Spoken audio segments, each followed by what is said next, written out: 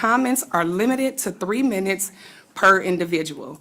The board will listen to comments but may not respond during the meeting. If you wish to address the board, please submit a comment card immediately.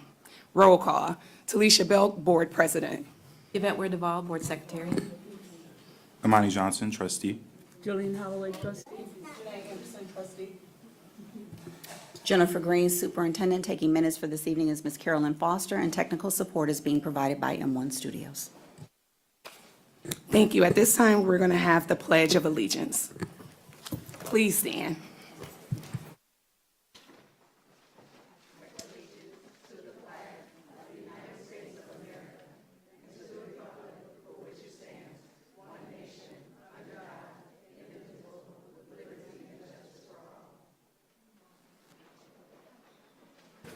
Thank you all. We are so happy and excited to see so many of our scholars here tonight.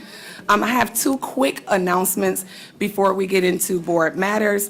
The first one is due to the weather and what we're hearing is coming, we are going to try to move really swiftly through this meeting because we just received an updated forecast and we don't want any of our families out when the weather hits. So we will be moving pretty quickly tonight. Also, before we officially begin, I want to acknowledge that the board will be considering administrative non-renewals in the coming weeks due to ongoing declines in student enrollment and the resulting impact on the district's funding. This consideration is part of a broader effort to right-size the organization while prioritizing classroom instruction and essential student services. All actions are being taken in accordance with the law, policy, and contractual obligations with a clear commitment to fairness and due process for those that are affected. Although we recognize the significance of these decisions, we ask that our community, both within and outside of the district, refrain from reckless gossip and slanderous conversations. Our focus remains on supporting students, honoring our staff, and making responsible decisions for the future of the district. Again, welcome this evening. At this time, we're going to have board matters. Trustees? Good evening, community. Trustee Holloway and I have been selected to support Oakland County Schools Board on their Government Relations Committee. Just recently, just last Wednesday, we received some updates from the White House as far as education and some other things that it pertains to. I'll be sending out the minutes as well as updating our board and the community at a later date. Thank you.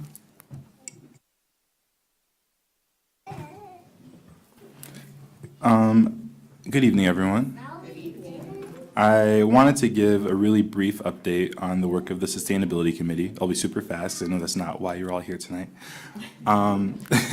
So we received a strong update on the recycling program at Kennedy Learning Center, where student engagement continues to be really high. This remains a promising model for future district-wide expansion in the fall of 2026 of our recycling program. We also spent time on the electric bus program. And there's been real progress since our last meeting. The district now has received 4 electric school buses, which are currently being prepared for student use. All charging stations are now live, and once at least we have 5 buses, the state will come in and do an inspection before they're officially added to the fleet. Additional buses will continue arriving over the coming weeks, with a second phase expected later this summer. And at the end of phase 2, we'll have a total of 20 electric school buses in the school district.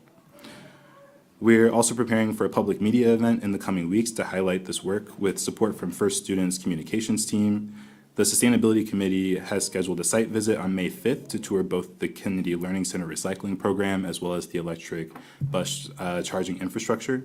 So if you look behind me, I just want to take a moment to show that this is what the electric school buses actually look like. You also can see the charging stations and the actual, I don't know what to call it, the port for the charger itself. And what you're seeing here is a major step for our district, not just from an environmental standpoint, but from a financial and operational one as well. Electric buses are cheaper to maintain than traditional buses. They have fewer moving parts, no engine, no oil, no exhaust systems. And that means lower long-term maintenance costs. And that matters right now. We're seeing volatile fuel prices, and we're trying to make our district resilient to those types of impacts. So this isn't just about saving our planet, it's about real practical benefits for our school district. Thank you all. Thank you, trustees. Are there any other board matters?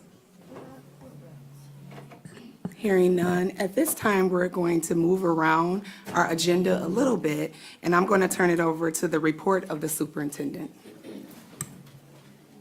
Perfect timing, Board President. And I did speak with our student board reps, and they are good with the adjustment to the schedule. That being said, I will turn the agenda over to our Executive Director of Instruction, Ms. Summer Caldwell Carruthers, who is here along with her team to acknowledge all of the amazing scholars and their accomplishments in our numerous academic challenges that they have participated in over the last month.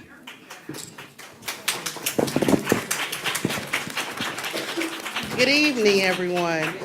We are so happy to have you here today. Before I turn it over to our district supervisors of math and science, I would like to say, can you please hold your applause? We know this is your baby getting the award, but we want to get through this, so we want to applaud everyone at the end. So I will be turning this over to Ms. Krista Claxton-Saylor, who is the math and science supervisor. Thank you very much. I would like to first mention that all of our students here who participated in the Math Bee were able to answer, in our district, we answered more than 285,000 questions within an hour. That's huge. So, yes. That right there is for, yes, for sure. Okay. I'd also like to thank both of our elementary math coaches, Ms. Helen Jackson and Ms. Celeste Johnson, for all of their hard work getting this whole initiative moving forward in the last 2 years. So without them, we would not have a Math Bee, so thank you very much, ladies. All right, yes, let's give them some applause. Okay, and here we go. So I'm going to start with kindergarten. When you hear your name, please come up and receive your trophy, your certificate, and we have a little bag of trinkets, and then stand at the end. We're going to all take a big picture at the end, okay? So don't sit down once you come up. All right, so for kindergarten, we have Elijah Pruitt. Oh, from University, sorry. And then we have from Stevenson. Congratulations, Elijah. You can grab your certificate. And you have a trophy. Okay. You want to read one of the trophies? It says, congratulations from Southfield Public Schools, and they have their name on the end. We're so proud of you guys. You want to go up front? Okay, here we go. From Stevenson, first grade is Kendall Rags. From Adler, second grade is Bryce Johnson. From University, third grade is Adadarasola Adenuga.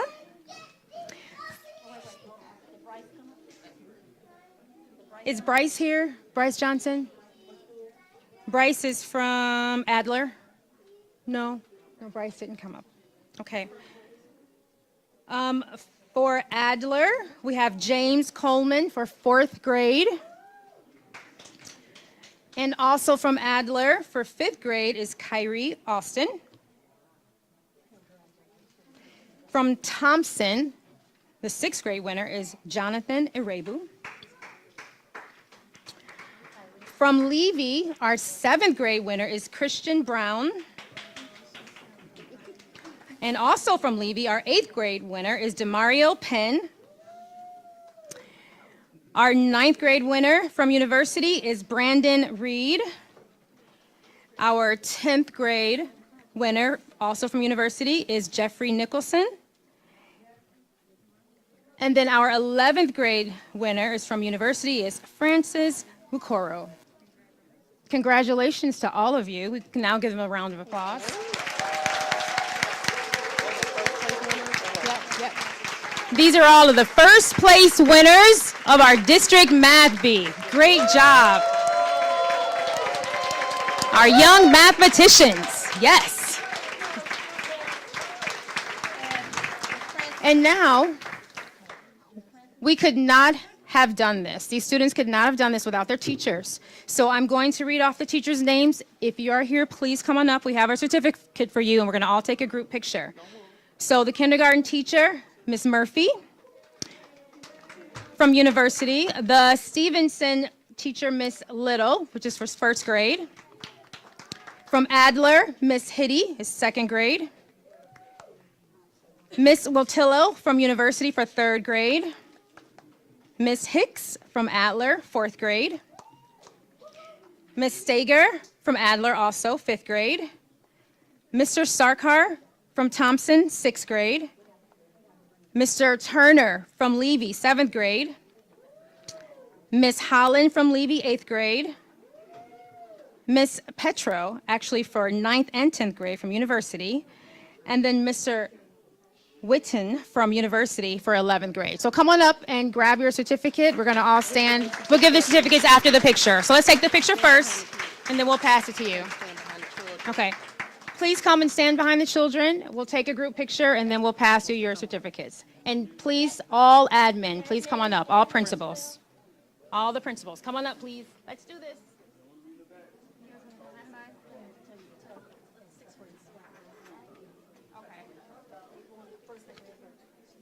I would like to mention that first grade, I mean, 6th, 7th, and 8th grade were all swept by Levy, so we wanted to bring that up. I'm sorry, 7th and 8th grade, correction.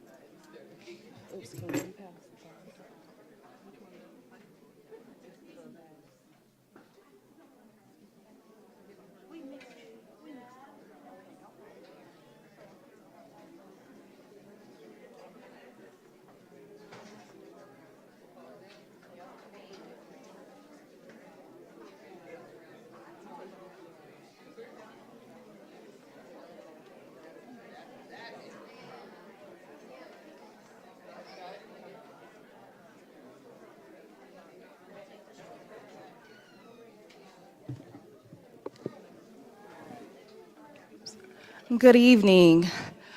Good evening, members of the board, superintendent, and esteemed colleagues and community members. My name is Jessica Hines, and I am the I'm not the community supervisor. I am the curriculum supervisor for English Language Arts and Social Studies for the district. This year was the first annual Black History Trivia Game, where students competed in a Kahoot game in their classrooms, and they competed throughout the district. So these students that I'm going to call up have demonstrated extreme knowledge in African American history, as well as contributions within the African American community and throughout the world.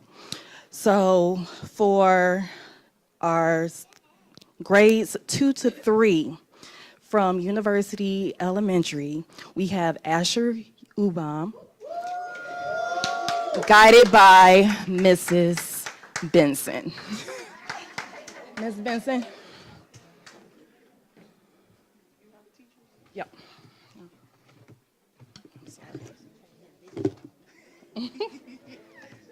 I'm sorry. Yep. No, it is. You're the last one, of course. Here you go. For grades. Yep. 4th through 5th, we have Easton Lanier, who was supported by Ms. Gertie, and he is also from University Elementary.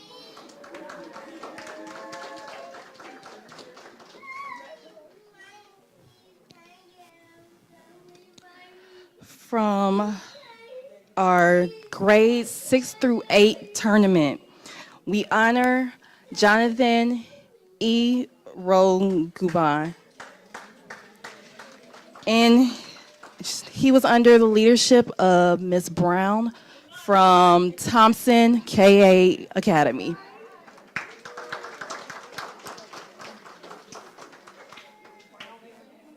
And our high school winner for grades 9th through 12th, we probably acknowledge Terrell Lockhart when he is with Mr. States.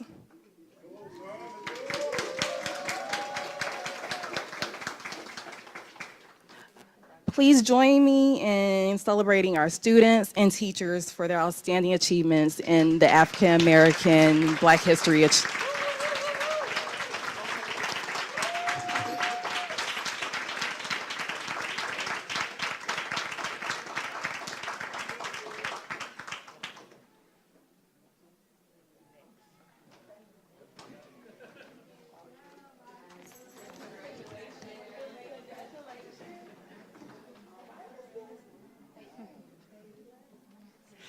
Ready?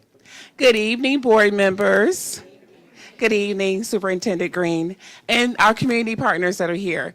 My name is Arise Robinson, and I am the Director of Career Focused Education here with the district.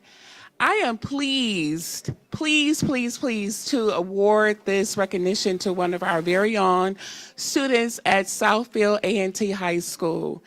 When you talk about partnerships, this is what true partnerships looks like. This is a partnership that the district has with Lawrence Tech University.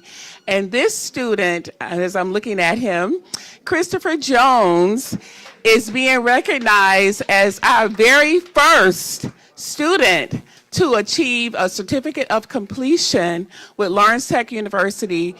Yes, yes. And the certificate of completion is in our game software development program. Yes. So we are excited to recognize Christopher. So if you could please join us here, Christopher.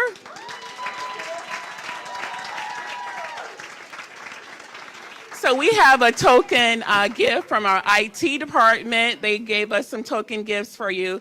We also have this trophy here that reads, congratulations from Southfield Public Schools, as well as a certificate to recognize you for your achievement. So when you talk about partnerships and academic achievement, Christopher, you're doing it, and we're so proud of you. So thank you.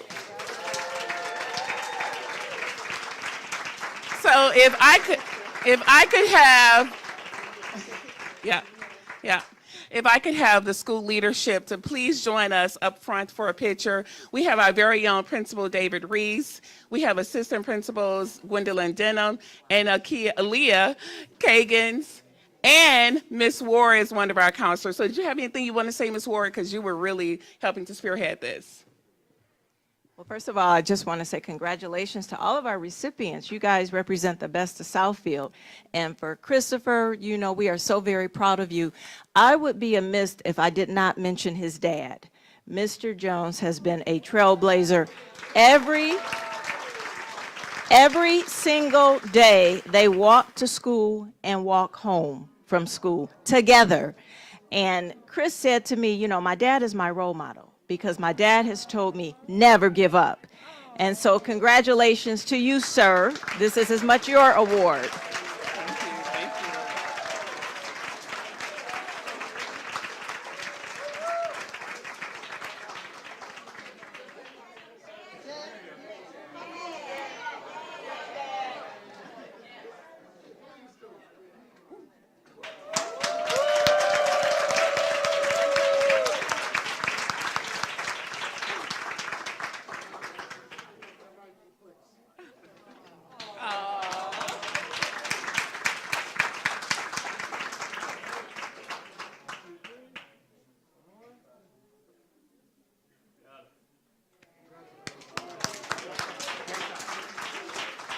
Thank you.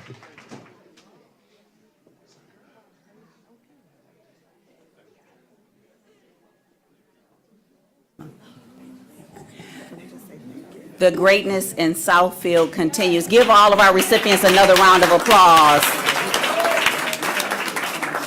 As previously mentioned, our scholars excel because our staff excels, and we have the absolute best staff here in Southfield Public Schools and our partners. So at this time, I'd like to recognize our Employee of the Month for April, none other than Miss Barnes. Let's watch the video.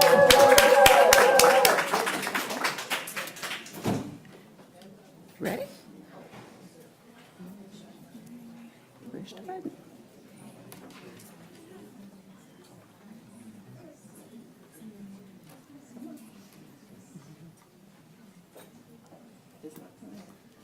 Okay, while we're waiting on the video to start, let's acknowledge Miss Barnes. Miss Barnes, please stand, come get your certificate as well as a token of our appreciation. Take a photo with the board.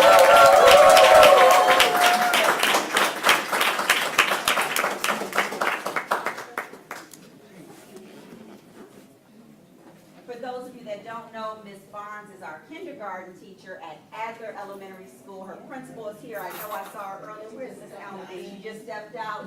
And this is a foundational grade for all of our scholars to be successful. So once you pass through kindergarten, you can go anywhere. All right. There's Ms. Almaday. Come up here and get this photo with Ms. Barnes. Or please stand and take a photo with her. And then family and friends, if you want to stand and be acknowledged as well, because we know it takes a village for everyone to be successful. So stand up, family and friends that are here with us. Come on.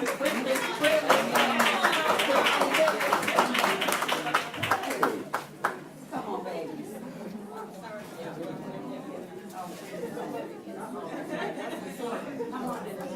All right. Okay. All right, Mike, you ready? On the count of three. Oh, not yet. 1, 2, 3. One more. Got it. Thank you. All right. Don't worry about it. Will the other one play? Don't worry about it. Let's move on. Okay. Don't worry about it, Miss. We will have the video posted due to technical difficulties. We will make sure we get the video posted for all to see. Next, we'd like to recognize our partner of the month, and this individual, everyone at the U has seen come and go, but didn't necessarily know who she was or what she did. But everyone that participates in Champions knows Miss Shannon. So Miss Shannon, please come on out and receive your rose.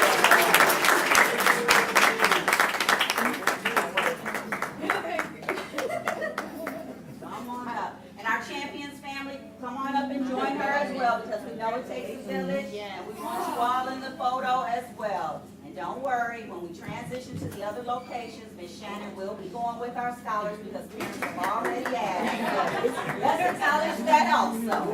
Melissa, get up here.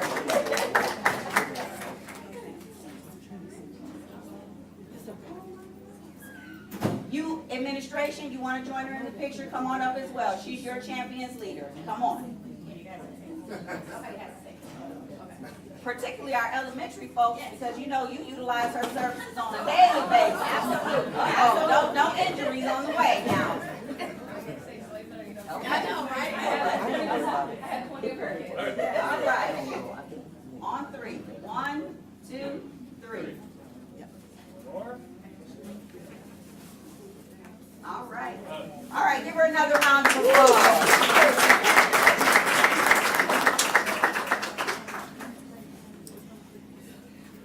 Okay, and lastly, without further ado, someone we have all been waiting to meet. Drum roll, please. Coach Q, come on up and introduce our new addition to the Southfield Warriors Athletic Department.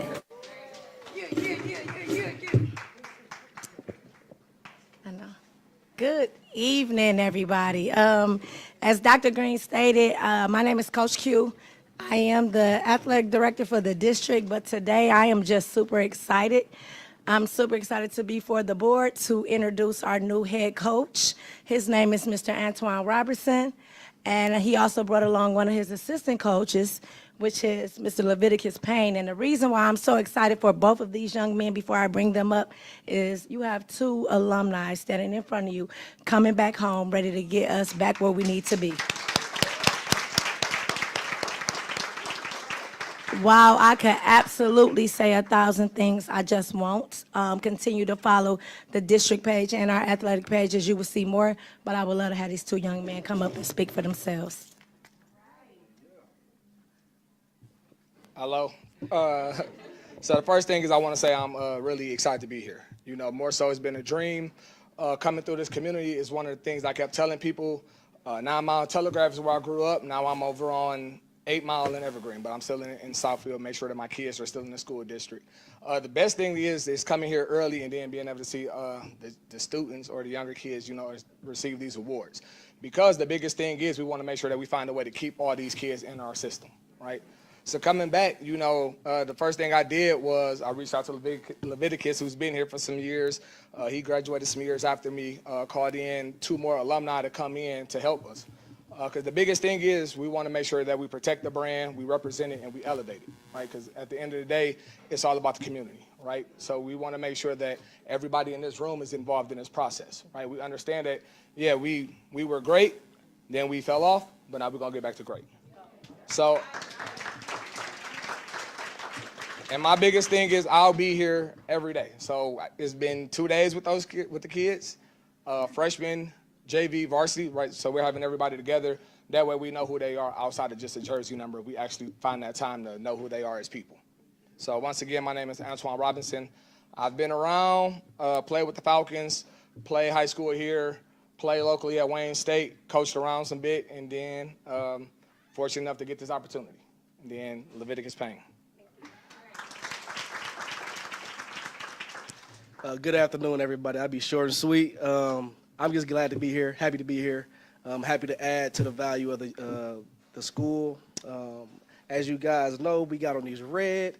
We usually don't wear red, but it's okay. I still got my blue shirt on me. But that's literally what we bleed. We bleed blue. So we want to bring back the traditions. We want to bring back that foundation and bring it back to what it was before. So, Coach Payne, Leviticus Payne, say hello. Easy person to talk to.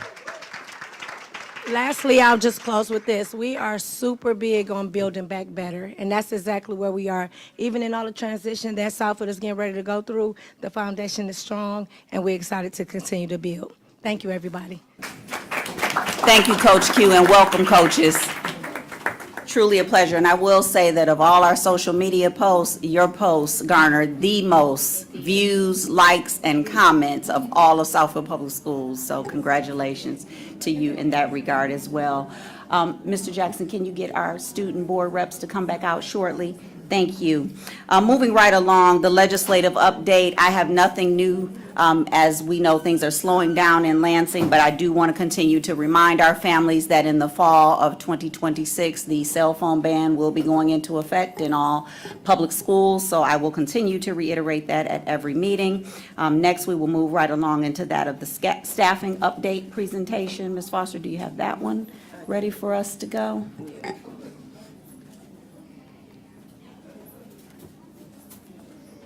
Okay, as we are winding down this year, pleased to announce that almost every position in the district is filled. As Board President mentioned, we are focusing closely on that of the classroom.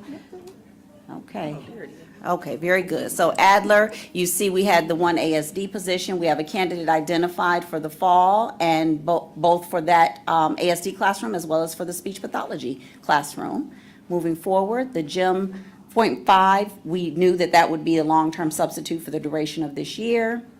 Stevenson, the 1.0 resource room, that is currently being filled by a substitute teacher. You recall that the teacher that was in that position accepted another district-wide position servicing scholars, which created the need to backfill that position there, but is receiving support from the TC. The ASD position at Bernie, we have a candidate identified for that. The EI position currently being filled by an ISSN team member. Moving right along, Thompson, 2 ASD teachers being filled by substitute teachers. The Spanish, we know that Meg Languages is supporting us in that platform. Levy, and I'm sure Principal Jackson is happy to say, there are 0 vacancies at Levy. Southfield High School for the Arts and Technology, 0 vacancies at our comprehensive high school. Oh, you're going a little fast there. University K-12, 0 vacancies. Great job.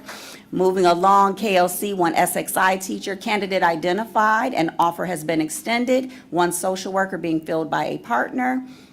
Bussey, 2 speech pathologists, candidates identified for the 26-27 school year, and offers have been extended. 2 ECSC teachers, which is early childhood special education, filled by substitute retiree, and 1 EIV early intervention. One of the things we heard in the past is that we took a long time to get positions filled. So I'm pleased to say that not only are we filling positions, but we are proactively filling them for the next academic school year.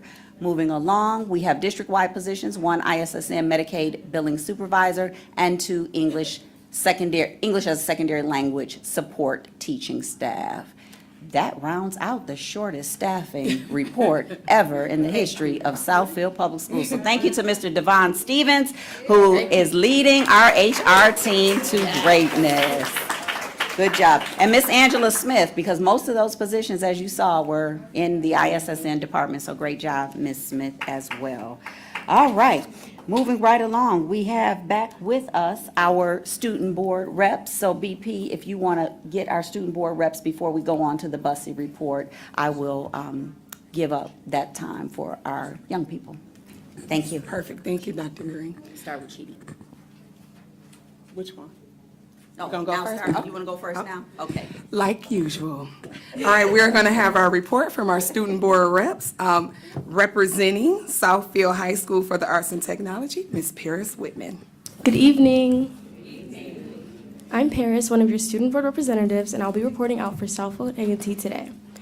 April is a meaningful month for recognition and reflection. Internationally, Black Women's History Month honors the achievements, resilience, and impact of Black women throughout history across the globe.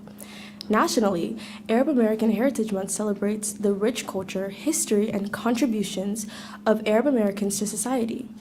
These observances provide an opportunity for our school community to learn, appreciate diversity, and recognize the influence of different voices and experiences.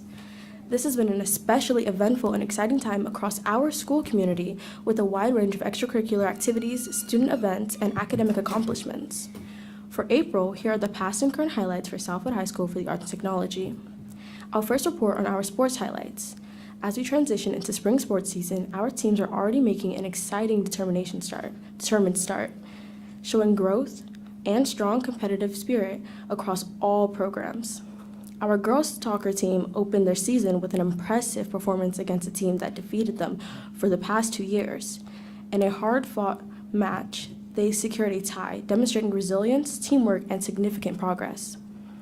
While the team was aiming for a win, their effort and determination were clear, and we look forward to supporting them at their first home game. The Warrior softball team is continuing to show growth, highlighted by the addition of a new junior varsity team this season. It was exciting to see so many first-time players take the field, marking an important step forward for the program. The varsity team is also beginning their season and is focused on securing their first win with the strong support from the school community. Our boys baseball team has started the season on the road, competing with a roster that includes a number of returning freshmen alongside experienced senior leadership. As they continue their early games, the team is building momentum and setting a strong foundation for the season ahead. The Lady Warrior tennis team has already shown promise with standout performances, including a singles victory by Day Eden. It has been encouraging to see several first-time players earn wins in their matches. The team will host their first home match this week and is looking to continue their success. Track and field athletes are preparing for their first meet with a strong sense of readiness and enthusiasm. Over the summer, athletes have the opportunity to work with Lawrence Tech University's tracks program, gaining valuable insight and training from collegiate coaches. As they head into competition, the team is eager to apply what they've learned. The boys golf team began their season with indoor training and has now transitioned onto the course. With preparation behind them, they are ready to compete, and we are excited to see how their season goes. In addition to the athletics, the marching band majorette tryouts for the dance line Royal Heat are approaching.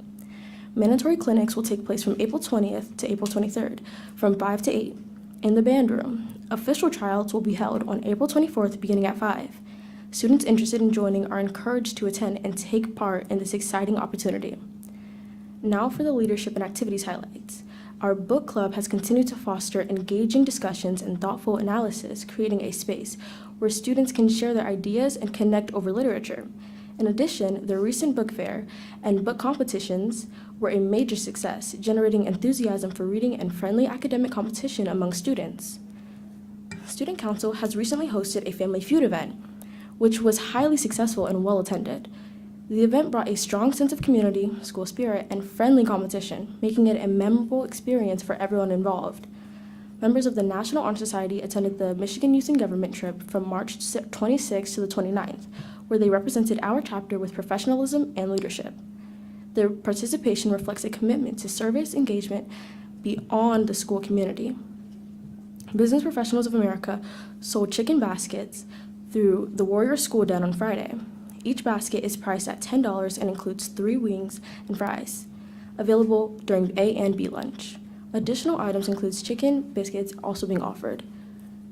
Senior superlatives and mock elections are currently underway. Students may either nominate a peer with a submission due by the end of the week. Participation requires either a $5 ticket or involvement in a performance, which totals $10. Voting will take place April 21st to the 23rd, and winners will be announced at the Grammys event on April 24th. Student Council will host their final blood drive of the year on April 21st. Students interested in donating blood, contributing to the community, and earning service hours are encouraged to participate and contact Mr. Andrew Green for more information. As the year ends, key senior events are approaching, with Decision Day on May 1st. Seniors must submit their college decision through the counselor form by April 29th to be recognized at the ceremony. To be featured on the Senior Class Board decision page, responses must be submitted by May 1st. The annual Grammys, again, is hosted on the 24th, so if you are interested, please see Mr. Green, the senior class sponsor, by Thursday. Let me now tell you about the academic highlights. We are proud to recognize the students who advanced to the state level for the science fair. This accomplishment reflects significant dedication, critical thinking, and perspective, and as we look forward to their continued success, they represent our school well. Testing season was underway last week, with testing being on April 7th for the 10th grade students for the PSAT, and on the 8th and 9th, 11th grade students participated in the SAT and the MSTEP. On April 10th, the 9th grade students completed the PSAT as well. We commend all of the students for their effort and focus during this important time. And as Decision Day approaches, I remind these seniors to please see the counselors to finish their forms to make sure that you are recognized at Senior Decision Day. If you do not fill out the form, you will not be able to be recognized. Overall, this period highlights the dedication and involvement and school spirit our student body shows. Thank you.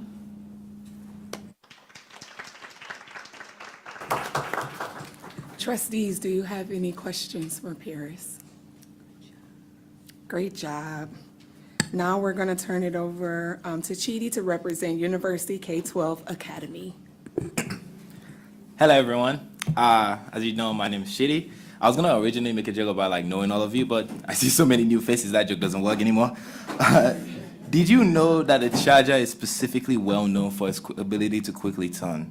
No one manifests this spirit more than our robotics team. Recently, during the regional V2X robotics competition, we brought to the bar and the square 1 award for our ability to quickly turn when met with challenges.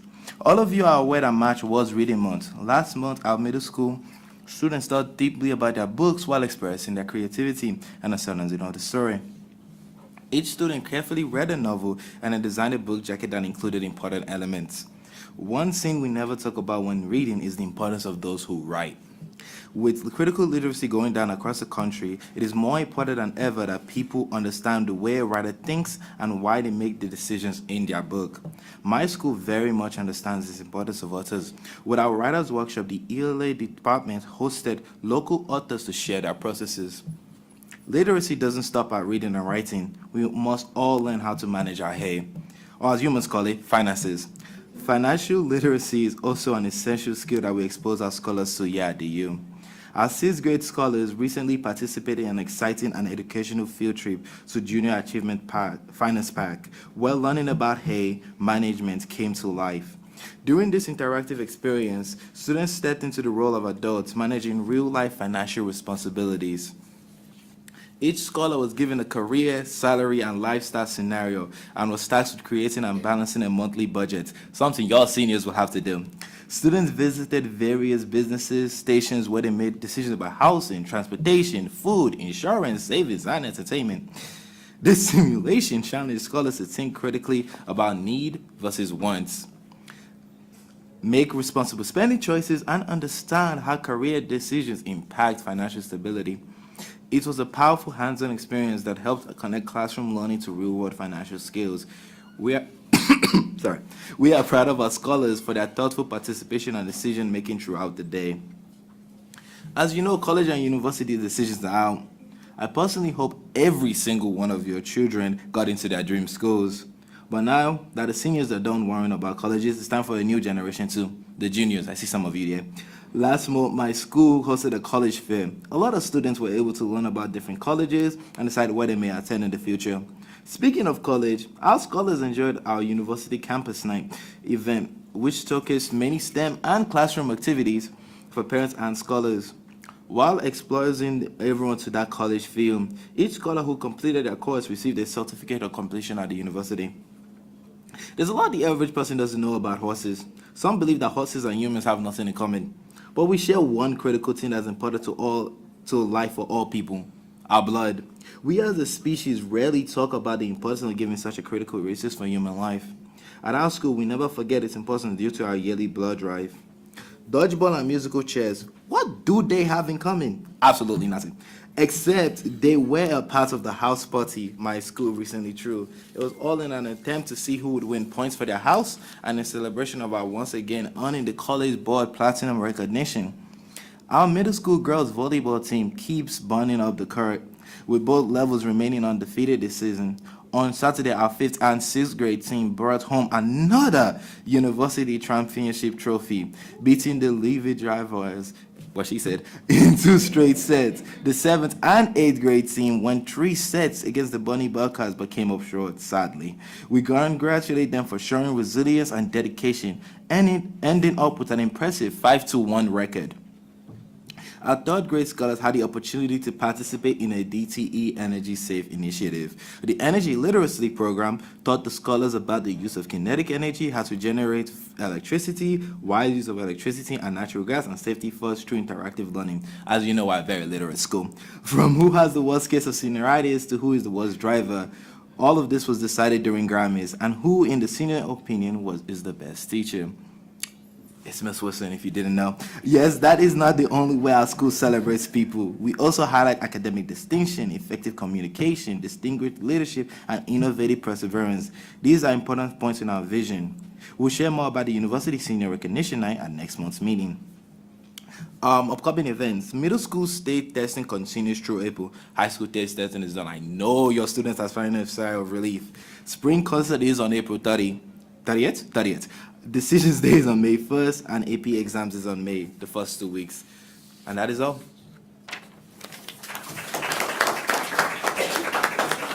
Thank you so much for that thorough presentation. Trustees, are there any questions for student board reps? Yeah, it's not a question. I went to the student recognition event, was it last week? I think he walked away with every certificate there was, every trophy there was. Oh, you're gonna make me blush. Trustee Leslie Loves Thomas was also there.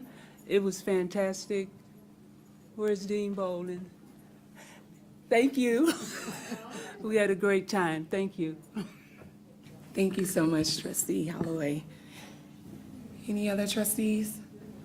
Hearing none, as normal, if you guys would like to leave, you can at this time. You can be excused. Thank you so much for sticking around and doing your presentation. We really, really appreciate you. Thank you. At this time, I'm going to turn it back over to the superintendent. Thank you, Board President. One thing that the scholars did not have on their list, and I'd like to lift it and add, is the save the date for the Superintendent Senior Scholarship Showcase. That is happening on May 5th. This will be the second year that we host this event, and it's for any scholar having earned a 3.5 overall GPA or higher. So more information will be forthcoming relative to that event. Everything has been finalized. So those seniors in the district with a 3.5 grade point average or higher, please save the date for May 5th at 6 p.m. Without further ado, I welcome to join us Dr. Kelly Wash to give the BUSSY Director's Report. She has a few extra steps to walk because of the large crowd. Hello, Dr. Kelly Wash.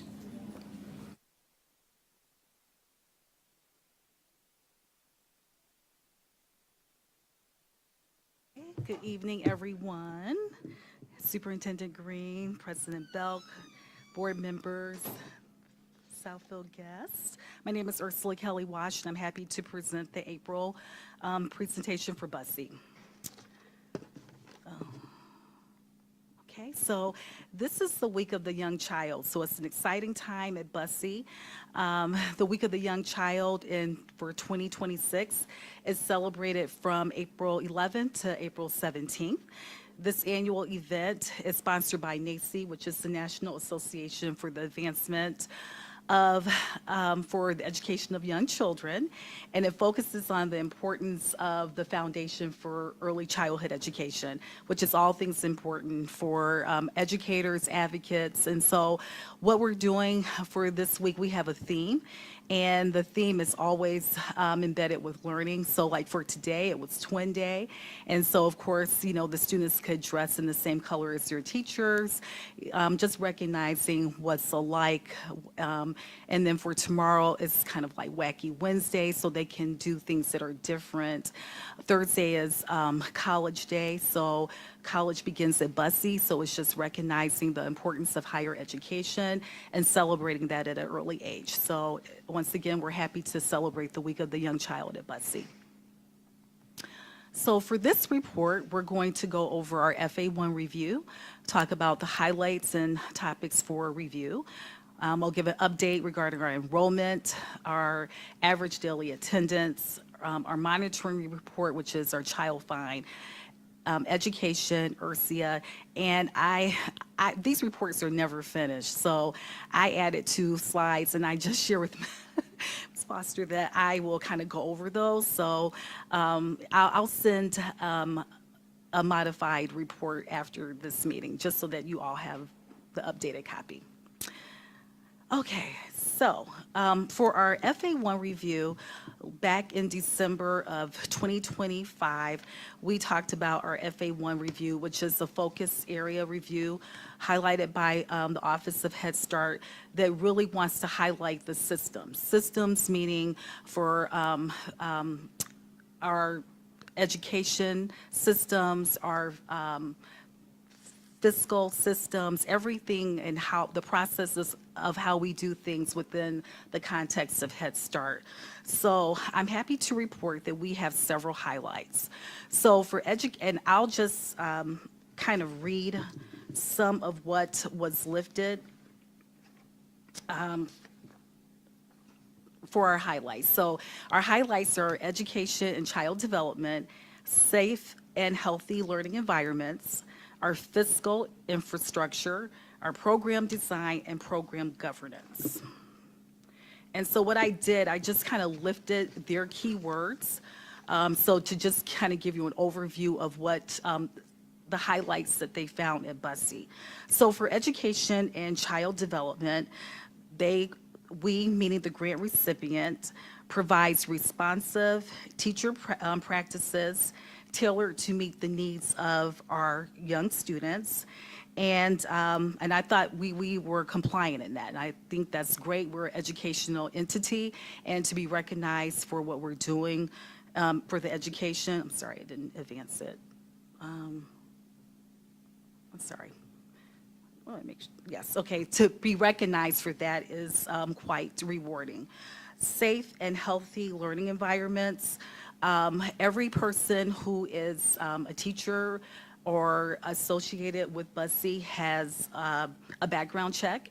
Those are on file. Of course, the reviewers, they were able to access that information to see that it was current and compliant, so we were highlighted for that.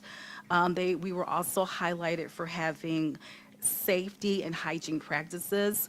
When our scholars enter the classrooms, they wash their hands, they brush their teeth.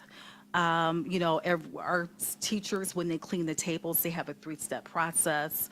And so these are just grooming our children to, know that health and safety is very pertinent to a healthy lifestyle. In addition to that, during the first 15 minutes of the day, our teachers, they audit their classrooms. They make sure that there isn't anything that's broken or something that needs to be fixed. They fill out a form, a yellow form, and that's turned in by 7:45. Their reporting time is at 7:30. So they saw all of these structures and processes, and we were highlighted for that. In addition to that, I submit a school dude for anything that needs to be fixed. And they were very impressed with that platform, to just be able to kind of go in and identify what needs to be fixed, give a time frame, and the fact that I receive an email to confirm, and also when the activity has been completed. Also, we were highlighted for our program design and program governance.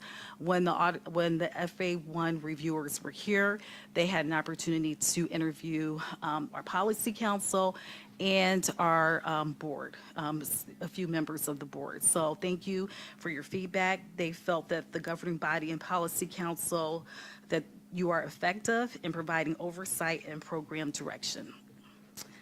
Okay. And we have more highlights. So our facilities and equipment management system, that we're compliant, and we have liability insurance. They reviewed everything. For budget development, implementation, and oversight, they felt that we were very transparent, we were data enforced, and we were very strategic. So like I said, I'm just kind of lifting their words, their verbiage, and fortunately it's true. Comprehensive financial management, that once again, there is oversight over the funds. It's effective oversight over the funds. So I have to make sure I include effective, and that there is just a process and a system for everything as far as financial management, in addition to enrollment. So there's a way to track enrollment, and that also that is inclusive. Keyword inclusive, that we are trying to make sure that we have children who are in need of services, and that is our focus area. Okay, so with transparency, they did tell us that there were some areas that we need to review, and there are 3, which is quite less than our highlights. So one is our staffing and staff member supports. And to break that down, as some of you may know, we at BUSC, our teachers and our staff members they come from a staffing agency.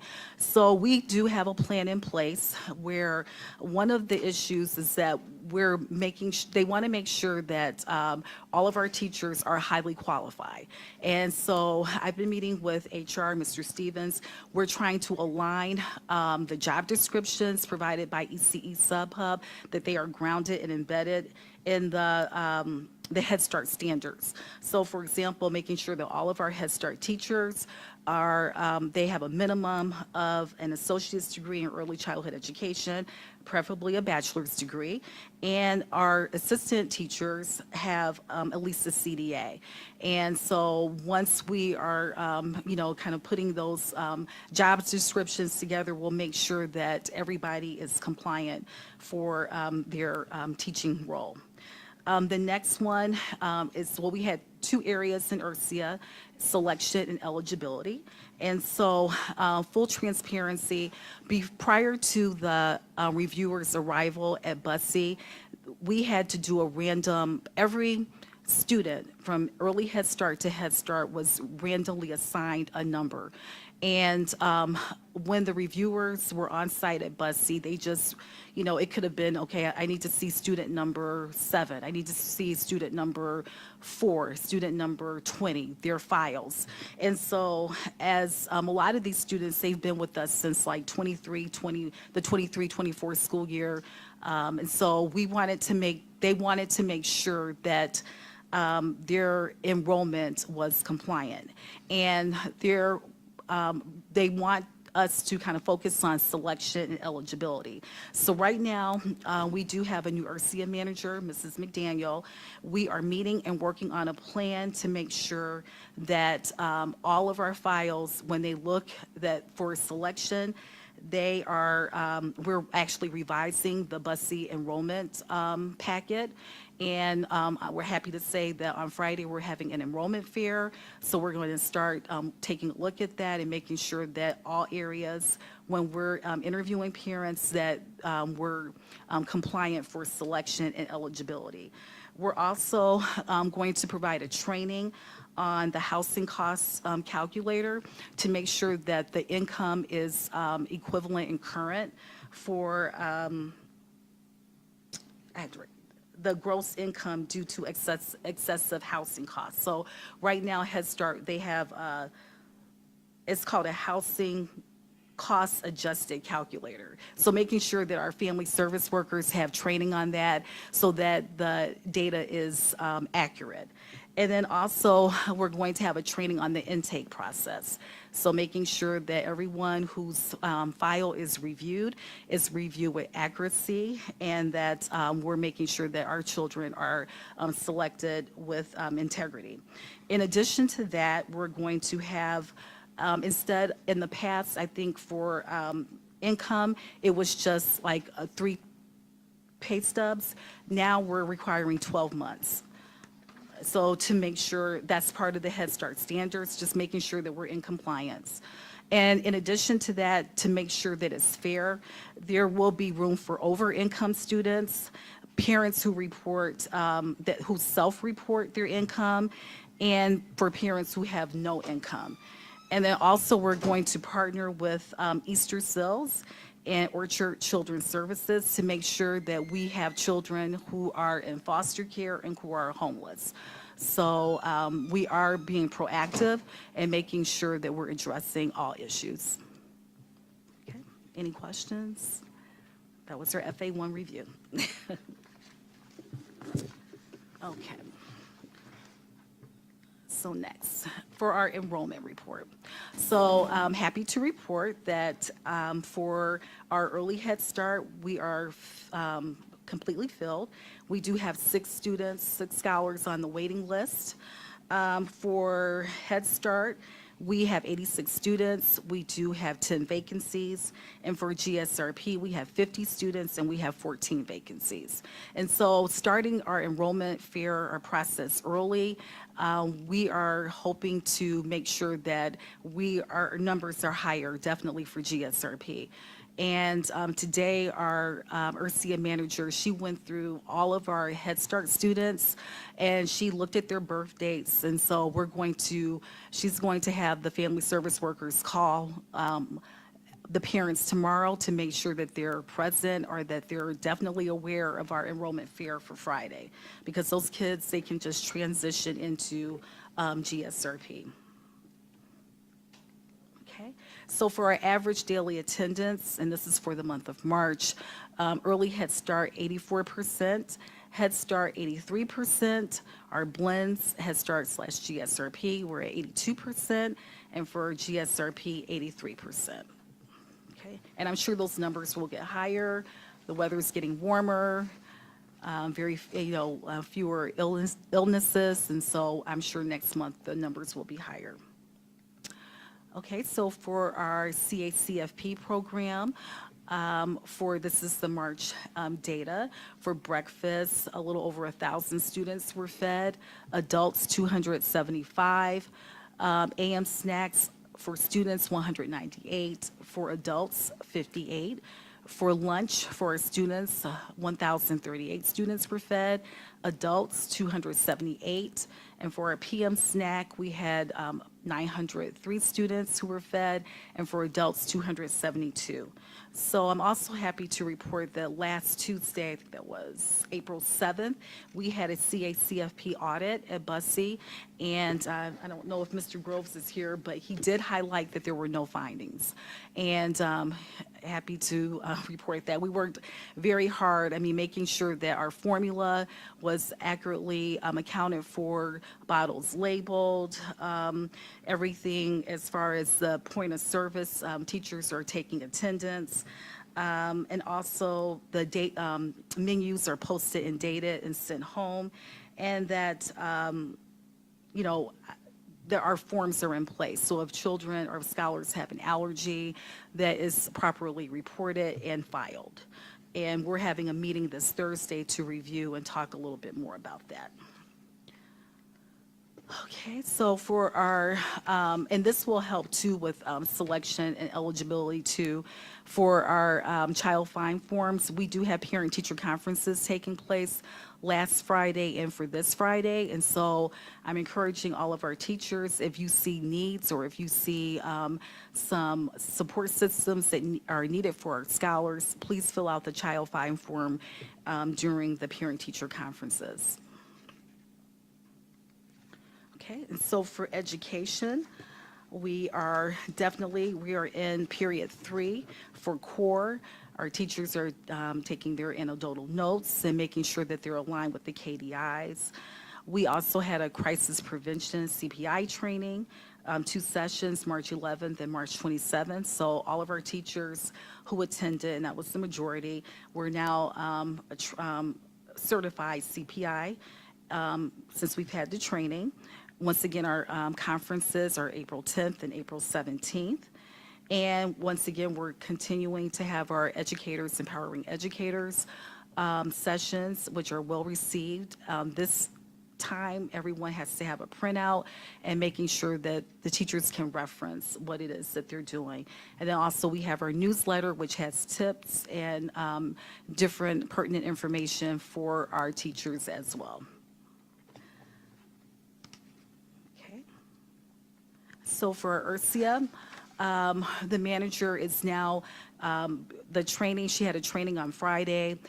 This month, we're focusing on family partnership process, making sure that all of our families have goals, and we're goal setting, or the family service workers are goal setting with the families. Also, for weekly meetings, talking about policies and procedures, we have to make sure that those are in line and in place, especially as it relates to selection and eligibility. And then once again, we're reviewing the enrollment application. And this was the slide that I should have added. That we're having an enrollment fair on Friday, the 17th. And so it's on the landing page on the district website. Is when you try to click on the Bussey's website, you'll see it. Everywhere is being passed out as well. So we're getting RSVPs, and we're just wanting to make sure that everyone has an opportunity to have early enrollment. And then with our in-kind, the updated number is $164,811.89. And like I said, I will send this updated document to you. I want to make sure that we're having everything counted and that it's accurate. And then I think that's it.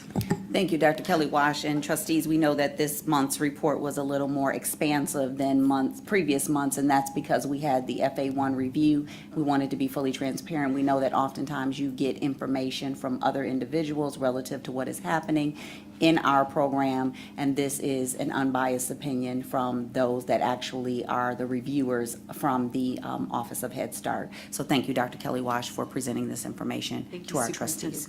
And I should have added that we did have a meeting with the Office of Head Start, and all of our documentation to show that we're not just saying this, that we are doing it, it needs to be uploaded by July 28th.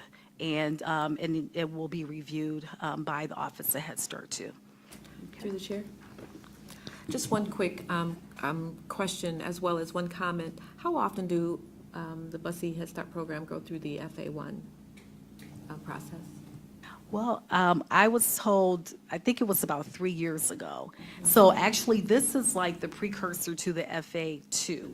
And so this was just kind of getting us ready. So, and I am very appreciative. I was told that every time I kind of told people, well, our lead reviewer said this, they were like, well, they were very kind to you, because most of the time they just kind of leave and they don't give a lot of feedback until you receive the report. But they were able to give us some kind of, information prior to their departure. So I'm not sure when the FA2 review will take place, but I will guarantee you that we will have everything in place so that we're successful when the reviewers come. Good, and thank you. It's usually the second year of the grant cycle. Okay, thank you. And my comment was, thank you for fostering partnerships with our childhood services in the community in order to build the foundation and also the enrollment bridge that you're filling the gap as they leave the Bussy system and then work into our school district. So thank you for filling that Oh, no, gap. thank you. We always promote, our robust and, highly regarded educational opportunities with the elementary schools. So yes. No, thank you. Trustees, are there any additional questions? Oh, and thank you, Trustee Anderson, for coming to read to our babies. I always say you're always welcome to come and read. They really enjoy people, coming to read, and they're very engaged, and they pay attention quite well. They do. Okay, thank you. Oh, no, I'm sorry. I'm sorry, that wasn't for you. Oh, okay. I'm sorry. You got said. Yeah. Board President, I just need to make a correction. I addressed Leslie Love Smith Thomas as trustee. She's not a trustee. She is a trustee, but she's also our vice president, so I had to make that correction.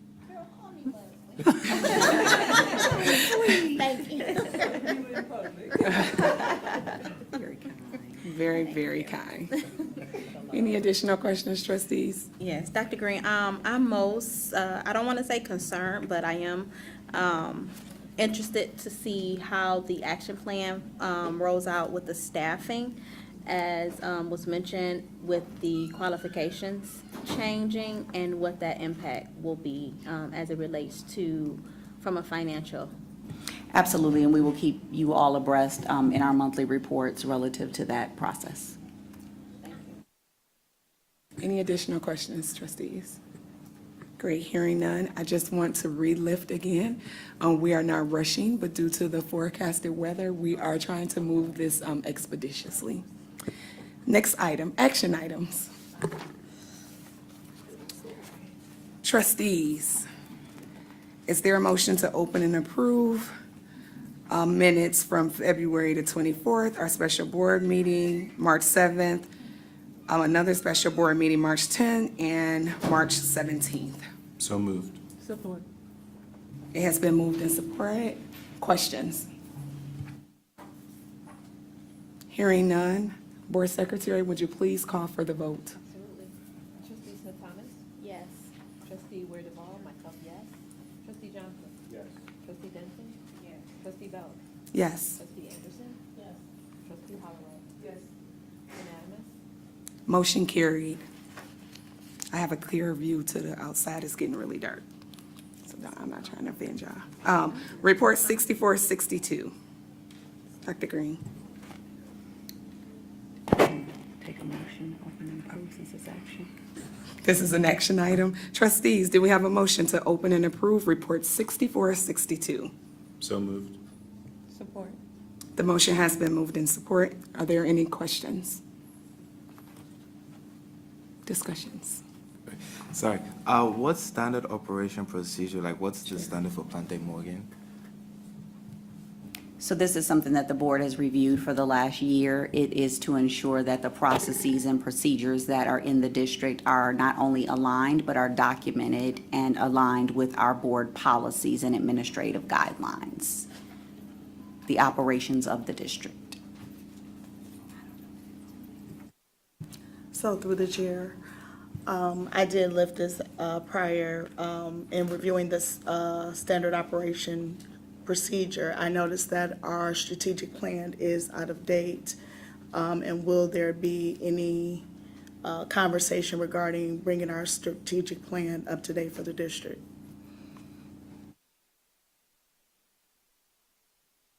Are you referring to report 6462? But that's standard. Standard operating procedure is a separate topic than that of the strategic planning process. So this is only relative to the SOPs. This is the one we discussed regarding Plant Moran. Any further discussion? Hearing none. Board Secretary, would you please call for the vote? Trustee Bell? Yes. Trustee Denson? Trustee Smith-Thomas? Yes. Myself, yes. Trustee Holloway? Yes. Trustee Anderson? No. Can you state your reason, please? I don't think it encompasses everything that we need to do at this time.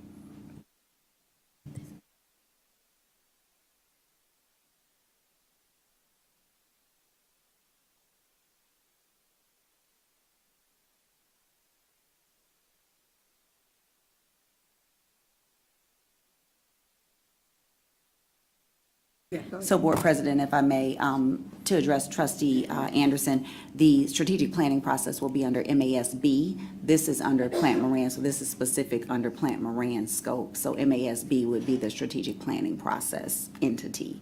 So not to get the two confused. So, okay.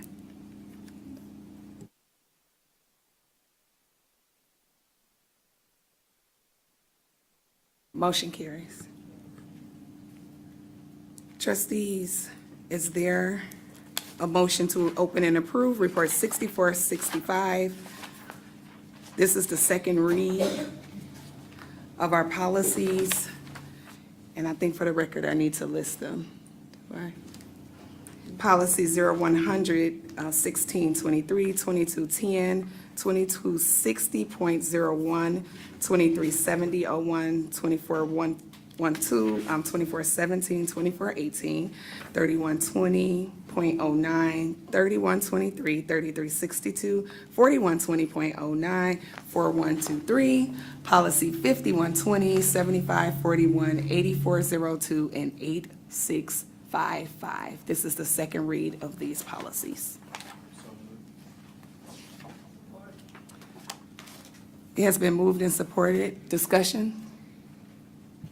Through the chair. Yes. I move that we amend policies 1623, 2260.01, policy number 3123, policy number 3362, and policy number 4123. I move that we amend the process that has been outlined for filing a complaint. Currently, the policy, all trustees have received the policy. The policy states that if you're filing a complaint, you have to write your complaint down, and you also have to give a solution in order for your complaint to be considered. I move that we change that language to you have to write down your complaint, but and/or, that we add an and/or, because someone may not know the solution to their problem, but they know that something has happened, and it gives them an opportunity to bring their issue forward. So I move that we add the language and/or to the complaint filing process of those policies. Trustees, any further discussion? Do you want to offer a friendly amendment? You move it. Versus moving it. Both versus moving it. Yes. So then the person that made the original motion will need to accept the friendly amendment. The original motion was you, yes. Accept the friendly Accept the amendment. friendly amendment. I accept.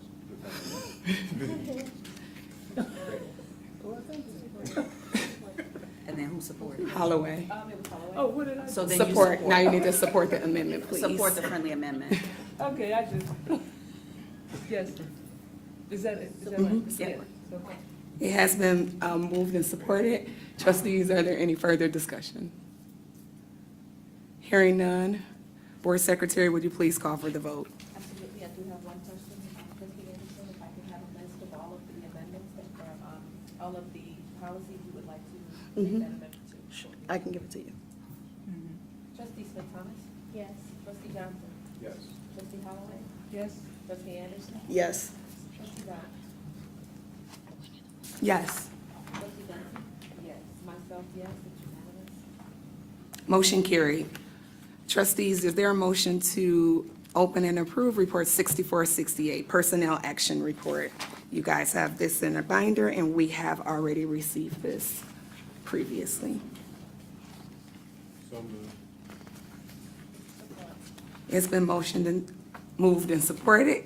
Is there any discussion? Hearing none, Board Secretary, would you call for the vote? I do have discussion. We do have a discussion. At this, you can't answer the question about personnel report. It's confidential. Thank you. Okay, I have a question. Yes. All right, number 2, the workload, is it to assume that you are assuming that workload? So the workload is being distributed, and we've already had internal conversations as to where that workload will be redistributed. That position was up for consideration of non-renewal, so part of the process of reallocating duties and responsibilities have already been. It's already been. It's okay, underway. Already started, thank Yes. you. Any further discussion? Trustees? Hearing none, Board Secretary, please call for the vote. Yes. Trustee Anderson? Yes. Trustee Johnson? Yes. Trustee Benson? Yes. Trustee Smith Thomas? Yes. Trustee Bell? Yes. Myself, yes, unanimous. Motion carried. At this time, we have our information items. Thank you, Board President. Report 6469 is the budget resolution for fiscal year '27, Oakland Schools General Fund budget. You have received that electronically. It is a very extensive document. We are not asking you to make that actionable this evening because it is very extensive. However, one trustee did lift the question, if we were not to support this, how might it impact our general fund? And what I shared with the trustee is Oakland Schools budgets to support the district, so it's essentially the services that we receive from Oakland Schools. So if we did not support the budget and the budget didn't pass, because they are asking that all of the districts in Oakland County support this, we would be in jeopardy of losing those services, which could have an adverse impact on our general fund, because we would still have to provide those services to our scholars at our own expense. So that is the gist of the Oakland Schools budget and how it directly impacts our district. They are direct services that we receive from our intermediate school district. Okay? The next item is that of 6470, the UK-12 asbestos abatement. We are recommending that we award that to Total Environmental Services. And I know that Trustee Holloway's been sitting in a number of our OAC meetings, so she will share that we go through these pretty extensively. This is the company that we look to bring on board the day after the scholars leave for the summer at UK-12 to begin the asbestos abatement work immediately following their departure so that we can move forward with the construction. I'm going to go through all of the construction ones, and then, Board President, if it's the pleasure of the board, due to timing of awarding contracts, we would ask for consideration to move those forward, if possible. The next item, and we do have the experts here in the audience, so if I misspeak on anything, please let me know. Vice President, did you have a question? Oh, no, I was mentioning the E-rates. I was wondering. Oh, I'm getting to those too. They were here. They are here. They are. We have everyone here this evening. But moving forward with the list, the report 6471 is for Bussey, and this is the boiler replacement at Bussey. Again, with the lead time on that, we do ask if the board would consider moving that forward.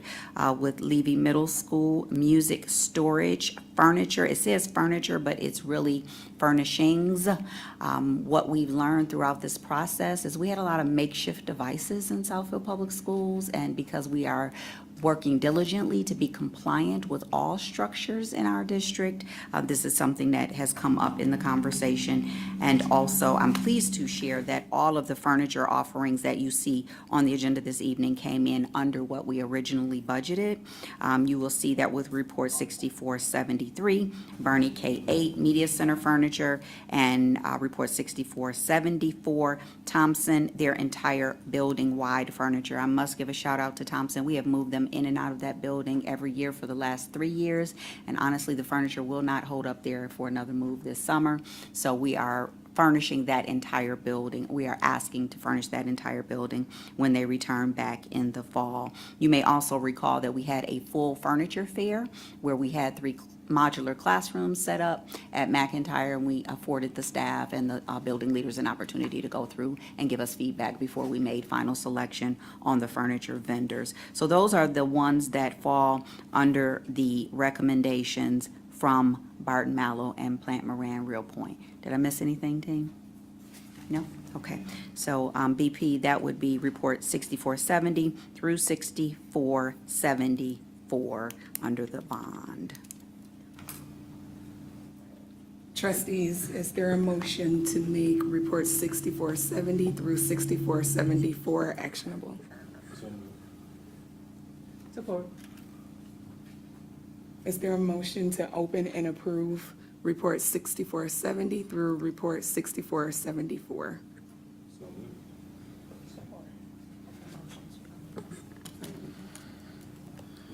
Okay. Okay. It's been motioned and supported. Are there any discussions? Good. Hearing none. Board Secretary, please call for the vote. Trustee Johnson? Yes. Trustee Holloway? Yes. Myself, yes. Trustee Smith-Thomas? Yes. Trustee Denson? Yes. Trustee Bell? Yes. Trustee Anderson? Yes. Unanimous? Motion carried. Thank you, trustees. Next, I will ask the team to come and join me up front relative to the E-rate reimbursement projects that we are asking for your support, Report 6475 and 6476. As a reminder, with E-rate funds, we do get a reimbursement at 80% of the cost. We do have to spend the money on the front end and then apply for the reimbursement to happen on the back end, but it is at 80%, and it is reimbursement from the federal government. Ms. Allison Dwyer. Good evening. Good evening. E-rate is a U.S. federal program that provides discounts to schools and libraries for things like telecommunications, internet access, and internal broadband connections. So in regards to network electronics, as we continue to implement the plan for the bond, this project will cover refreshing network closet equipment, switches at the schools listed. Do you want me to read all of those off for you? Okay. Southfield High School for Arts and Technology, Bussey Early Childhood, Kennedy Learning Center, McIntyre Elementary, Thompson K-8, and Vandenberg Elementary. This is our second cycle of equipment refreshes, network switches. So that would take us through the entire district with the network switch upgrades and put us in a very, very good place. And then it is also covering UPS units. So those are what battery power units that keep us online for temporary power outages to keep our systems up, phones, internet services, et cetera. And the UPS units are all across the district: Stevenson, Bernie, Bussey, Eisenhower, Kennedy, Levy, McIntyre, SRAC, Thompson, University, and Vandenberg. So we are looking to utilize the E-rate program for this project. As mentioned, it allows us to receive 80% back on this project. We released an RFP with a bid opening on March 12th. We received 3 bids. Delta came in with the lowest price, favorable references, and an impressive score on the bid evaluation worksheet. So the impact amount from general funds would be $349,170.76. The district would pay this in full and then be reimbursed 80% when the project is completed. And we say it is completed to our satisfaction. So we would pay 20% of that cost, $70,000 or $70,834.15. And the payment would begin after July 1. So two questions that have come up. One, that is in the next fiscal year, and two, a question was asked relative to the, us putting a new network switch in that of McIntyre. With McIntyre closing, that is going to be a community center, and we are going to utilize that facility for extracurricular activities for our scholars. So having internet access on that campus is still going to be very important for our scholars to be successful. Any other questions for network electronics? I'm looking at our 6475, and the amount, the 20%, you gave a number 70,000. Oh, I'm sorry. Okay. 69,000. Yeah, it matters. $834.15. My apologies. No problem, thank you. Any additional questions, trustees? Board President, if it is the pleasure of the board, this is a time-sensitive matter that we would like to get started with, because we cannot, this is the one where we cannot move forward with the construction work until we get, that's the next one? Partially, Okay. it's the structured cabling that is high priority. Okay, which is 6476. Correct. Okay, so speaking to Speak that one, okay. please. So structured cabling. Also, with E-rate, so this would include structured cabling at Bernie K-8, which is currently under construction, Thompson K-8, and Southfield High School. Again, we released an RFP with a bid opening on March 12th. We received 4 bids for structured cabling. AMCOM came in with the lowest priced, again, favorable references and an impressive score on the bid worksheet. Same information, as I said before, we would pay the full amount, which would be $213,978.28. We then would be reimbursed 80% when the project is completed to our satisfaction. We would pay 20% of that cost, $42,795.66. Payment to AMCOM would begin after July 1st. And this is the one that is the linchpin for the construction team to move forward. I see Bart and because Mallow, all three shaking their So heads, if it yes. is the pleasure of the board to consider both 6475 and 6476, it would make a very happy construction management team for the district. All right, trustees, is there a motion to make these actionable by opening and approving? Report 6475 and 6476. It's been moved and supported. Are there any discussion? Hearing none, Board Secretary, please call for the vote. Myself, yes. Trustee Smith-Thomas? Yes.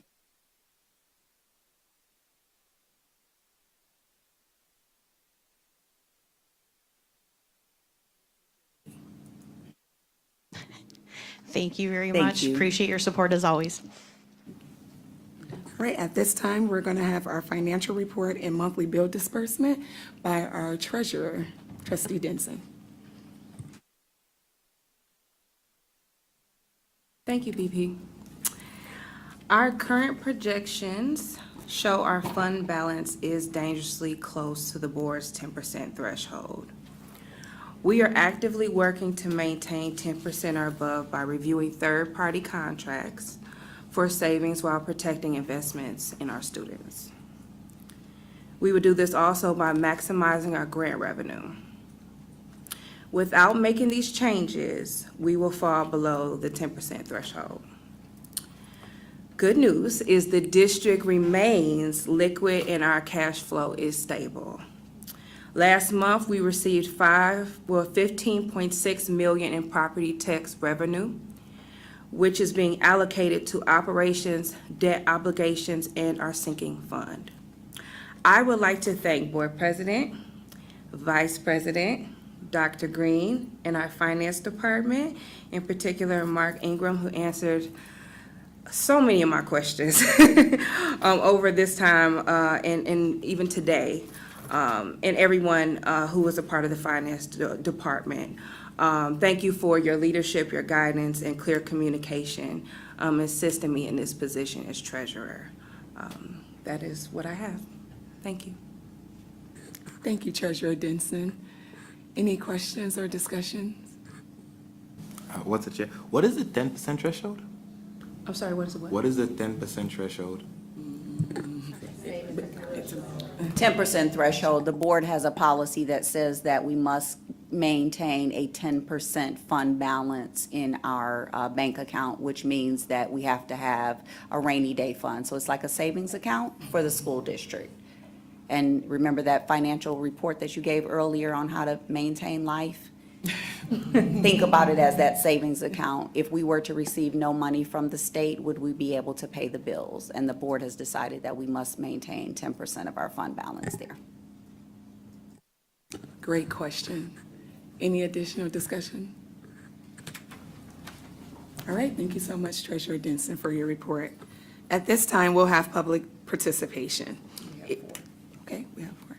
If you wish to address the board regarding a school-related issue that has not yet been resolved by school administration, please submit a comment card immediately. Comments are limited to 3 minutes per individual. As a matter of fairness, speakers with complaints against individuals are asked not to mention any persons by name. Complaints concerning employees pursuant to Board Policy 9130 should be brought to the attention of school principals or other administrators before coming to the Board of Education. Your cooperation is appreciated. Ms. Kathy Slate.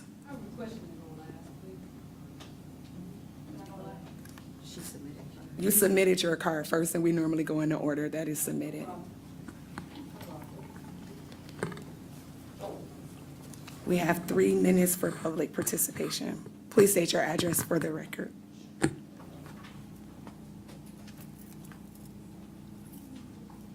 Kathy Slate, 17539 Westland Avenue, Southfield, Michigan.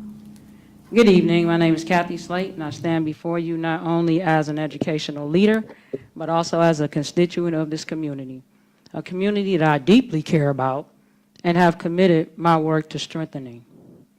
I want to begin with the simple truth. A community is only as strong as its school system.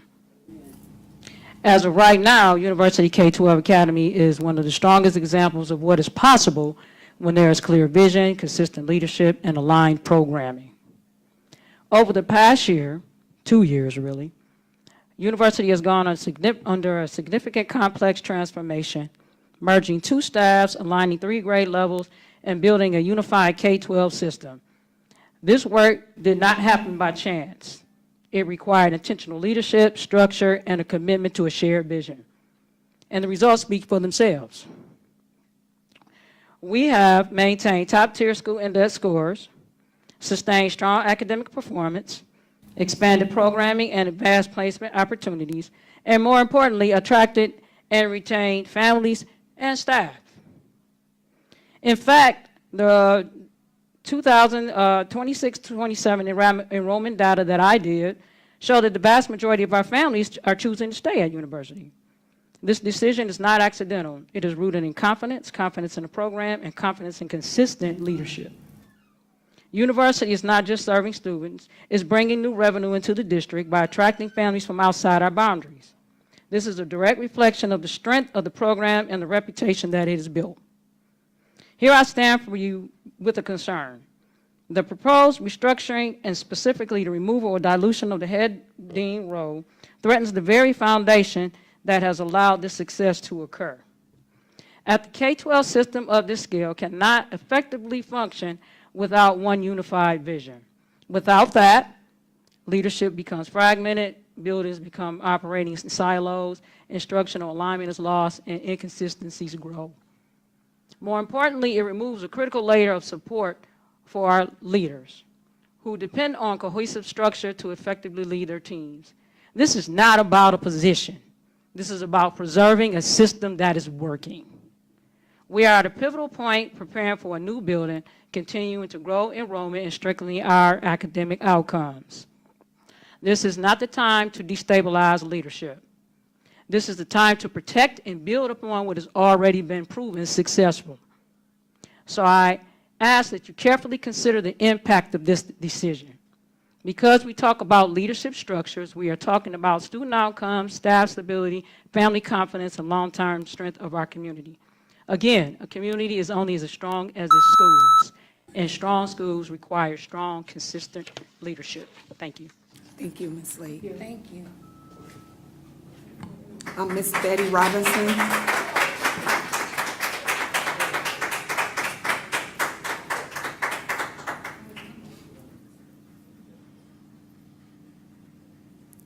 Please state your name and address for the record, please. State my name, but I'm sure all of you remember me and know who I am. Former Vice President, School Board, Area Council President, and PTA President of elementary, middle, and high school. So I've been working in this district for about 20 years. I continuously have parents and teachers contact me about their concern of how this district is failing. And that's the problem, because our taxes are high in Southfield, and we need expert education for our students. Most of our students have left this district. They're going to Bloomfield, West Bloomfield, Birmingham, and Farmington Hill. That's the problem. We're down now to 4,267 students, the lowest we've been since 1953. Did any of you guys investigate that? You should have, because you're board members. You run the district. Dr. Green reports to you, not you reporting to her. And we have a problem. We know that we have a millage and a bond issue. One expires in 2030.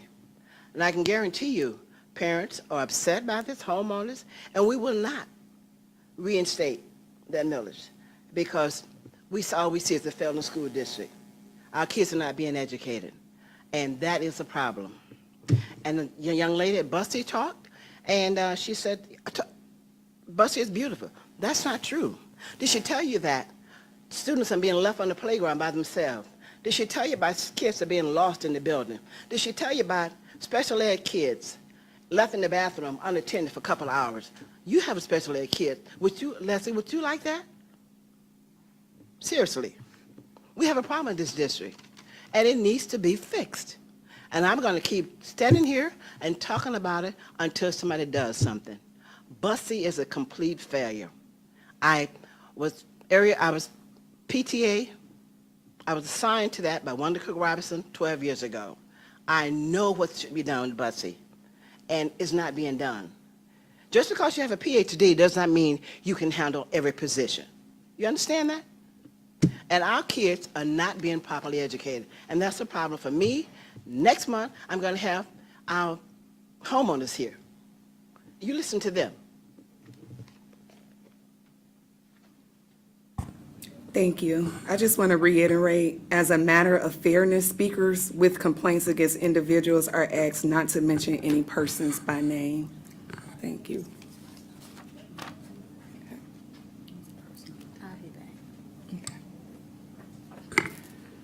Ms. Marie Banks,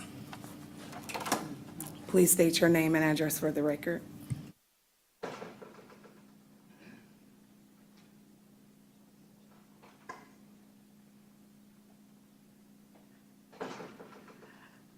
Marie Banks, 29506 Andover Boulevard, Farmington Hills, Michigan.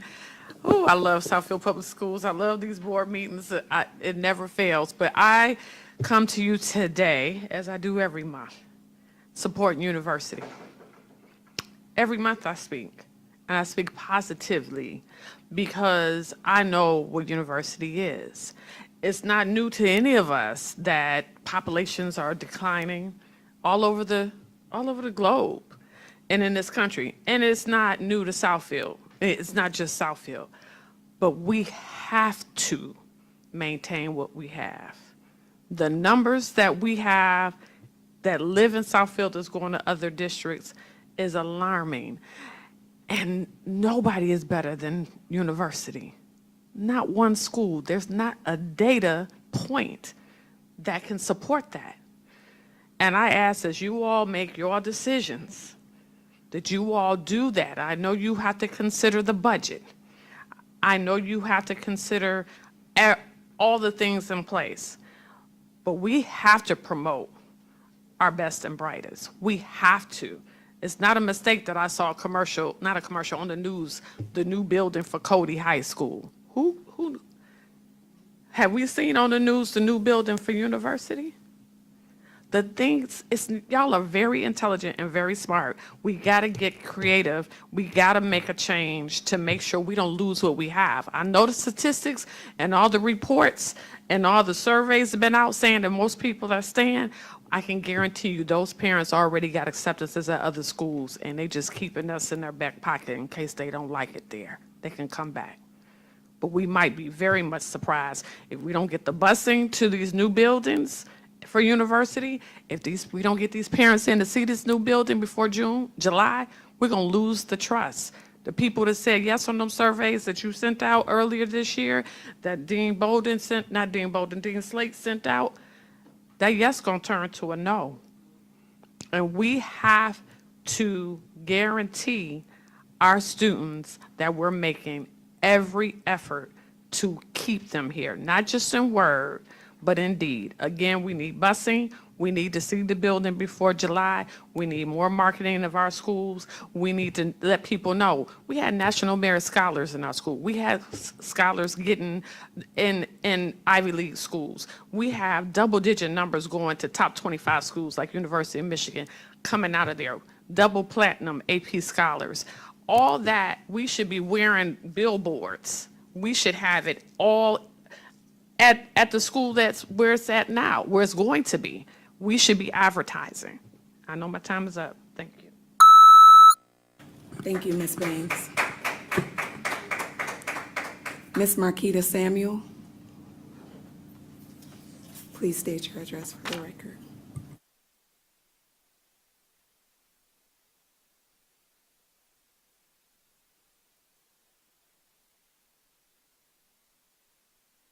I have to put on my glasses. It's about that time, that age is kicking in. All right. My name is Marquita Samuel. I'm at 21440 Glenmore Street, Southfield. Good evening. I am a proud Southfield native, a parent, and a former educator within Southfield Public Schools. I want to take a moment to acknowledge what all we've been feeling in this room tonight. There's a passion here, there's a concern here, and most importantly, there is care, and that's what matters. To the parents who have spoken, your voices are valid. Your advocacy for your children is powerful, and it is necessary. And to the board, thank you. Thank you for continuing to show up, to listen, and to do the work even in difficult moments like this. What I see more than anything is a community that deeply cares about its schools. And while we may not all agree on everything, we are aligned in one critical way, and that is we want better for our children. I did not choose to have my children attend Southfield schools, even though I have been in Southfield since preschool. And that's because even as being here from day one and having to have educated at one point your children here, I saw that there was change that I was not agreeing with, I did not like, and I did not want for my children. And as one of the parents said, I did move my children, although I stay here, to Farmington schools. However, I see promise, and I did go to the opening or the goodbye at Southfield Lathrop. And I did see promise when I came to the few meetings that I've been able to come to. I didn't start at the beginning of the school year, but I'm making it my due diligence to do so now. And I am considering coming back. But I'm coming back in a way to help, and I'm offering that right now, and that's why I'm talking right now. I want to compliment you. I want to compliment you.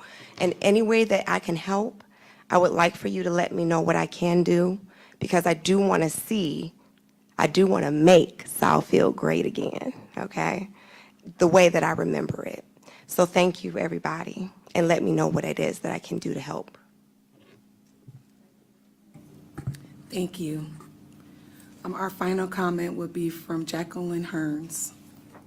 Please state your address for the record. 22200 West 11 Mile Road, Southfield. Hello, my name is Jacqueline Hearns. I'm a parent of students in 10th grade, 6th grade, and kindergarten. My children have been a part of Southfield system their entire lives, and until now, we have experienced strong communication and a high standard of education. But I'm here today because there's been a breakdown. I want to clearly establish the timeline of events, as there's been discrepancies in how this has been communicated despite recent confusion regarding its receipts. My initial email was sent raising concerns on February 11th, and that correspondence has been included in every email thread since. After receiving no response, I followed up on March 3rd, which began ongoing communication involving the teacher and administration. On March 10th, I didn't receive a response again, so I followed up again. On March 12th, I finally had a meeting with administration to discuss my concerns.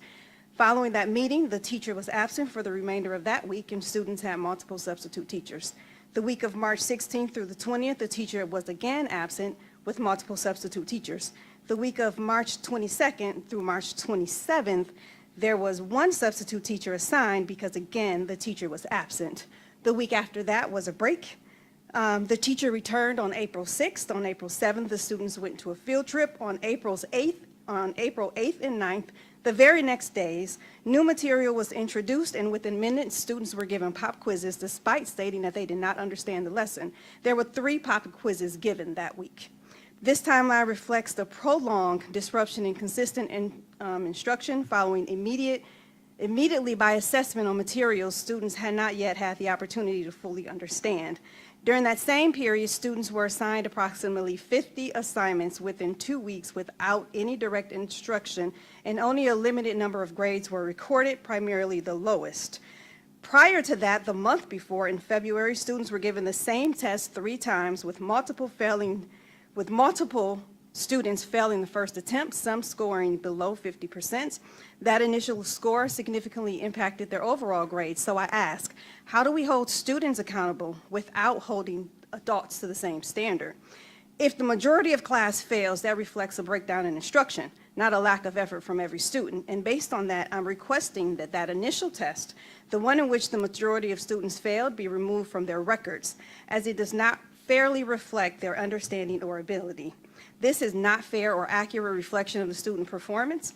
Beyond academics, I'm deeply concerned about the classroom environment. My son, in particular, was placed in an inappropriate situation where he was asked to read an email that I sent to the teacher in front of everyone and then asked to explain that said email. When this was raised, I told the teacher, and I also told administration, and the teacher said that she does not recall that event, and therefore she does not feel the need to apologize for speaking to my son. We have a problem. Thank you. Thank you so much. Not to respond to any public participation, but Dr. Green, will you discuss the buses, please? Yes, I did want to share with the trustees that based on earlier conversations that and ongoing conversations that we've had with transportation, we have determined that we will have a community stop for the scholars that are moving into swing spaces from University K-12. The elementary children and the middle school children will have one time slot, and the high school scholars will have a separate time slot, understanding that the high school scholars have a different schedule for the day. So there will be one community stop at the Southfield Public Library on Evergreen for our scholars. Details regarding the specific times will be forthcoming, and most importantly, families, you will receive a notice, a Google form from the district asking you to complete, and only that form will be the form recognized. We know that there have been all kind of surveys going out, some going directly to scholars. This form will be specifically addressed to the parents with a return receipt relative to transportation to the swing spaces. Okay? Thank you, Dr. Green. We are about to close out, but before then, again, not to respond to any public participation, but I just want to reiterate, please do not personally tell anyone's personal business or call any names in public participation, or we will have your microphones cut off. It is very rude and disrespectful, and we're just not going to tolerate it. For the good of the order, Trustees, do you have anything? Through the chair. Yes. I have a couple of points that I wanted to lift. So first of all, we've got this teen thing that seems to be happening in our community, whether it's here, in our neighboring community. And I really think it is important that parents reel in our children and make sure that we know where they are, where they're going, who they're working with, who they're integrating with, who they're communicating with on these devices. It is costing us big. It is costing lives, it is costing records, and we deserve better than that. So parents, please, reach to your children and understand. There used to be this thing, do you know where your children are? We need to know where our kids are. The second is, I'm going to put myself out on a limb, and if I fall, I fall. We do not fight and argue at the expense of any child. That's not what we're here to do. We all are here to support all the children. As BP lifted, please be courteous. We expect that of you. We expect that of ourselves. So please stand up and do the right thing. We do not fight. We do not put up children. That's not what we're here to do. So I would please ask that everyone be respectable of everyone in this room and listening in the public. From here forth. Thank you. Board President, I just want to make a shout out for Ms. Caldwell, she's not here, for the summer discovery registration. It's closing May the 1st. So please note, she says that K through 8 registration will close on May 1st. The deadline is firm. So if you want to enroll your child, please do it before May 1st. And they also sent out a news, some literature about it through your emails or your MyStar. I'm sorry, your MyStar. You should have received it. Thank you. Anything additional? Thank you for lifting summer discovery. We know last year we had people calling and trying to get on the wait list, and we're sticking to the deadline. So May 1st, May 1st, May 1st, May 1st, May 1st. Or once we reach capacity, that's the other piece. So if it is May 1st, if we have space, but if we reach capacity prior to May 1st, it will be cut off sooner. Right, the last thing I have is, now that we're entering into warmer weather this week, who knows what's going to happen next week, please talk to your children about dress code. I know a lot of the schools are feeling the pain of that, but please, dress code is important. We do have a policy, and we will continue to implement it. Thank you so much. Anything else, trustees? Perfect. Future meetings. On Wednesday, April the 22nd, will be a professional development day. There will be no students on Wednesday, April the 22nd. Tuesday, April the 28th, we will have another special board meeting and a study session here at 6:00 p.m. And Tuesday, May the 12th, we will have a regular board meeting at 7:00 p.m. Meeting adjourned. 8:50.